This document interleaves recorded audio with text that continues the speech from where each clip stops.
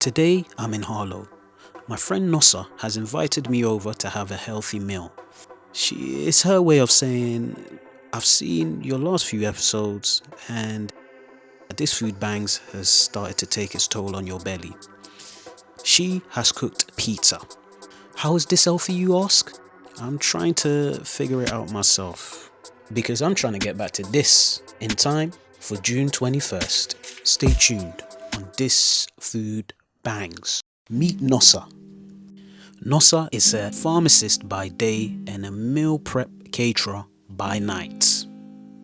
She is the CEO and founder of Prepped, a London-based meal prep service where she provides healthy, homemade delicious meals, freshly prepared, packed and delivered right at your doorstep. Can't believe that, after a southern meal, after an Indian meal, after so many meals, it's come to this.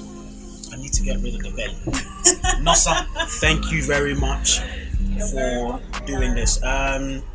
Listen, please tell us what we have on our table right now. So we have two types of pizza. Yeah. Both of them are gluten-free. Mm-hmm. One of them is paleo-friendly, that's the vegetarian one. Mm-hmm. Basically, the base of the pizza is made of mainly almond flour, Yep. eggs, a little bit of oil, Yep. some salt, some seasoning. And that's So talk us through the stages. So first you make the base. Your almond flour, which is basically just ground almonds, so it's just nut flour. Eggs whisked up, a couple tablespoons of oil. Add your wet to your dry, and that gives you a little bit of a dough. Right.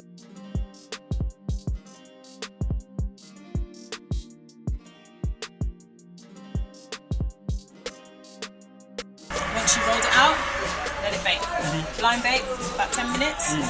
On oven about 200 degrees. Yep. Once it's blind baked, bring it out, top it with your sauce.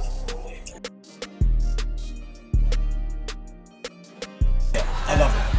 And then top your toppings. Put it back in until your cheese is nice and golden. Love that. Tastes really nice. Delicious. Absolutely delicious. This pizza is topped with your dairy-free, gluten-free mozzarella cheese. It's kind of like a coconut substitute. Right. A little bit of tomato and some fresh basil on there. Love that.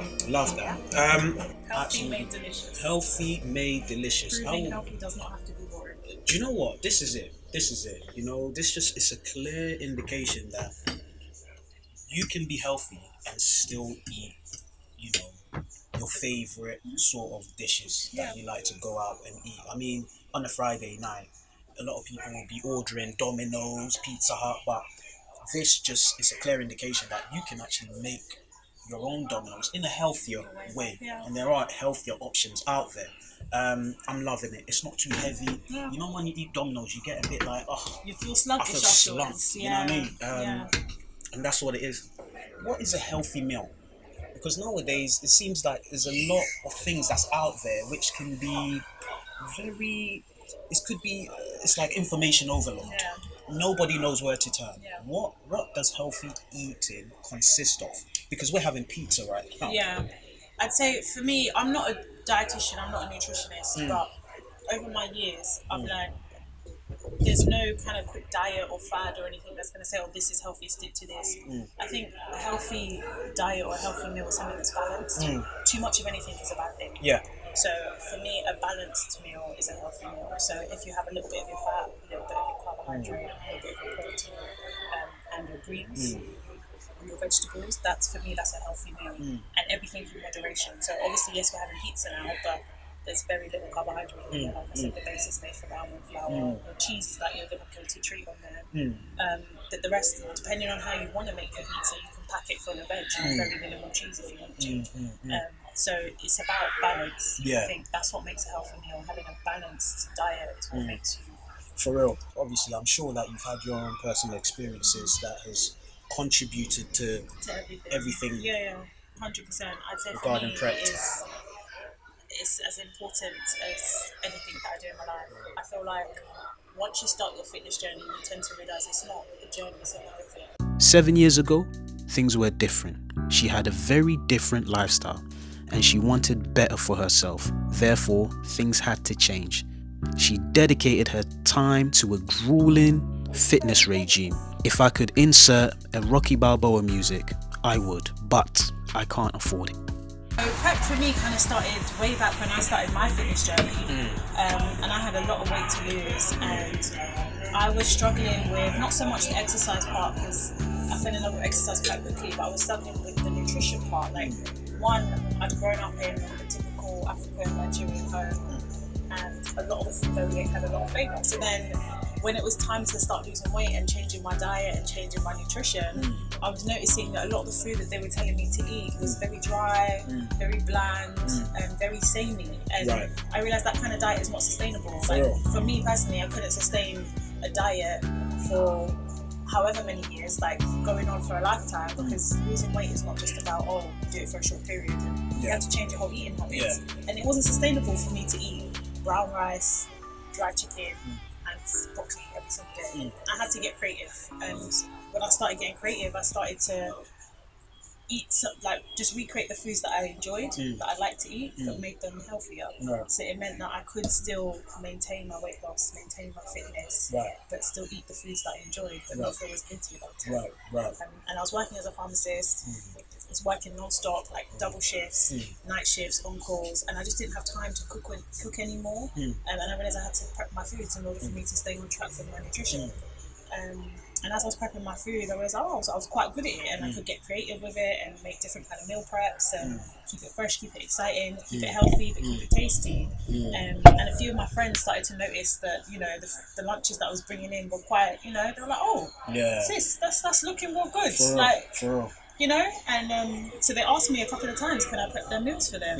And that's pretty much how it started. Meal prepping and cooking in the kitchen has become a nationwide problem. In 2018, a quarter of the UK population said they don't have the time to cook because they are overworked.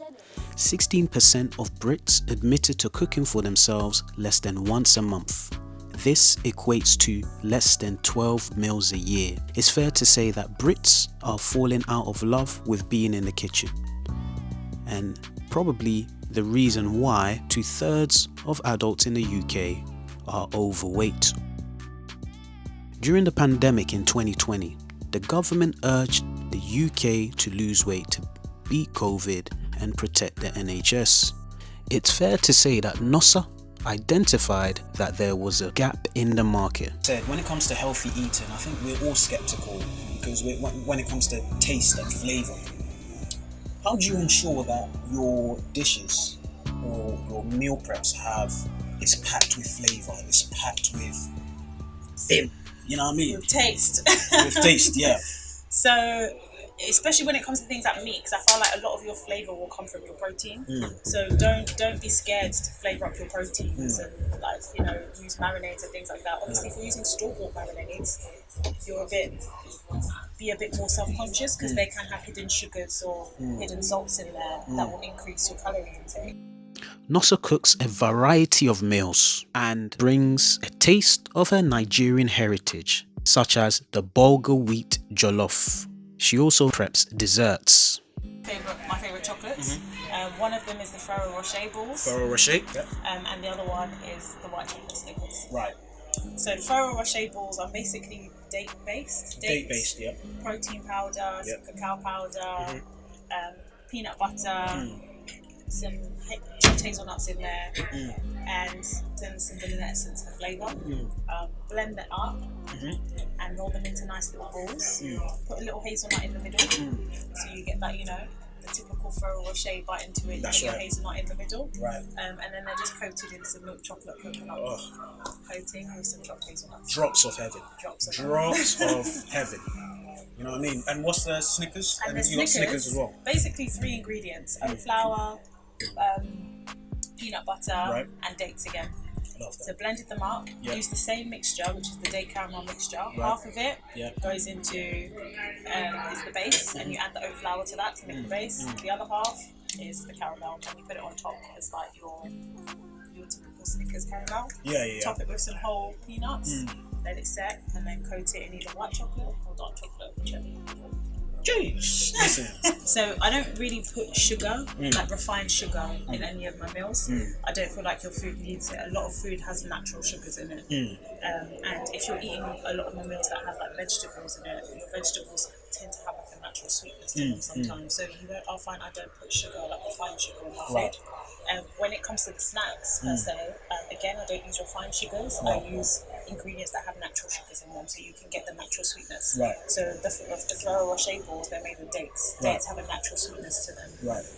And then you can put things like vanilla essence or vanilla drops in there, natural sweetness to them, or honey and agave syrup. So you're not using refined sugars per se, but you can use ingredients that add like a natural sweetness to them instead. What about the spices? So in terms of the spices, again, like I've grown up Nigerian, my culture. This is it. This is what I was going to get to. I understand a lot of spices. I understand flavors. Right. You can add spice and you can add flavor without adding salt. So again, I use a lot of natural herbs in my cooking. And I find if you grind certain herbs, if you grind certain dry spices, you'll get the flavour you want without having to add like salt or without having to use things like Maggi and all-purpose seasoning and things like that. You don't have to add all of those things in for you to get a flavoursome meal. You can use like fresh peppercorns. You can use like fresh like Himalayan salt. You can use things like powders or cumin seeds and things like that to increase the flavour in your food. You don't have to use everyday salt. Yeah. So no all-purpose seasoning. Gone is all-purpose seasoning. Why?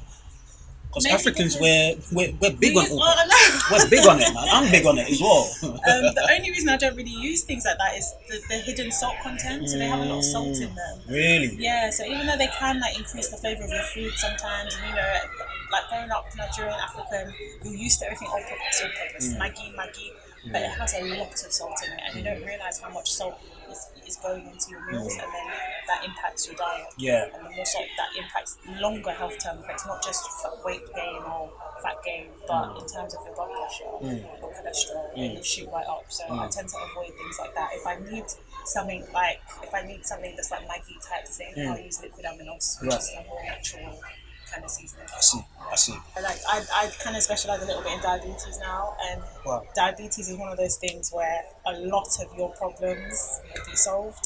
Just ate better. Swear. I can't tell you how many patients I have to say this to. You know, in Africa, diabetes is what's exactly, particularly among the thriving. Black community. Right. Diabetes is thriving. It's one of those things that we suffer from. Again, why? Salt. Salt skyrockets your blood pressure.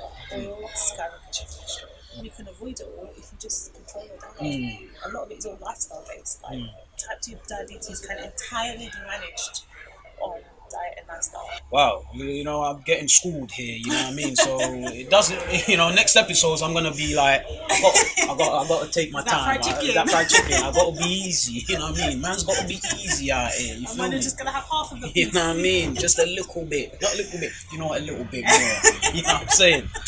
Nah, you're a pharmacist, why make this big jump into the catering world? Because it's mad, because I'm like, pharmacists, they get paid a bit, you know what I mean? They get a good pay, all of that. We're comfortable. When I'm at work doing my 9 to 5 and things like that, I don't feel as much passion. I don't feel as much excitement. I don't feel as much, I kind of just feel like, oh my God, another day, I'm here again.